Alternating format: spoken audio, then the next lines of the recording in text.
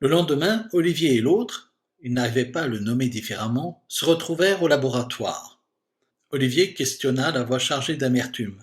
Alors, quand doit-on se revoir avec Isabelle? Le on était suffisamment flou pour les englober tous les trois. Je ne sais pas, on n'a pas encore décidé, répondit l'autre. Olivier devina immédiatement que l'autre lui cachait la vérité. Ainsi, il avait décidé de faire cavalier seul. Eh bien, il verrait ce qu'il allait voir. Décidément, il ne se doutait pas à quel point il était difficile de vivre avec lui-même. Ses airs faussement condescendants et fourbes lui répugnaient. Il lui vint à l'esprit d'envoyer son double au diable plutôt qu'à Cannes. Il faut que nous parlions de notre seconde étape. Je te télétransmettrai vendredi prochain à Cannes. L'autre accepta facilement cette suggestion. Un instant, Olivier avait craint une discussion semblable à celle de la veille qui aurait tout fait capoter. La raison avait sans doute eu gain de cause. Le vendredi arriva.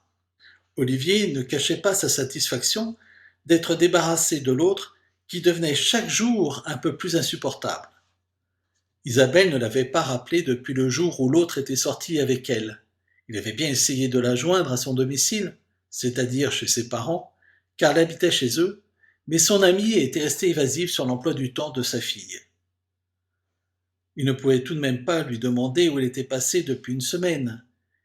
Il avait alors tenté, sans plus de succès, de la joindre à son travail. On lui avait répondu qu'elle avait pris quelques jours de congé. Cette absence envahissait l'esprit d'Olivier qui ne put retenir plus longtemps sa langue. Il apostropha l'autre avec véhémence. « Comment se fait-il que je n'ai eu aucune nouvelle d'Isabelle depuis que tu l'as vue la semaine dernière ?»« Je lui ai donné rendez-vous à Cannes pour la retrouver après mon transfert. Elle est partie depuis plusieurs jours et elle m'attend là-bas. » Olivier, aveuglé par la fureur, lui lança. « Pas question. Dans ces conditions, c'est moi qui pars. Toi, tu restes là.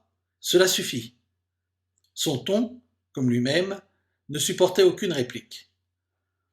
Devant son air furibond, l'autre ne fit aucune obstruction à sa décision. Ils tapotèrent quelques instants sur le clavier de l'ordinateur.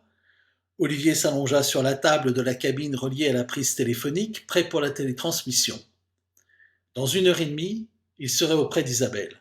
« Au fait, où avez-vous rendez-vous » demanda Olivier. « Au Carlton. » Olivier ordonna. « Télétransmission. » L'autre appuya sur la touche entrée du clavier.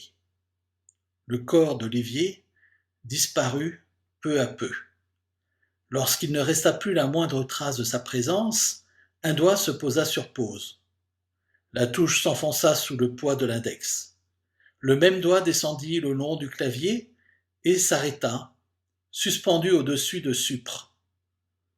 Le petit carré n'opposa aucune résistance à la pression. Un message s'inscrivit.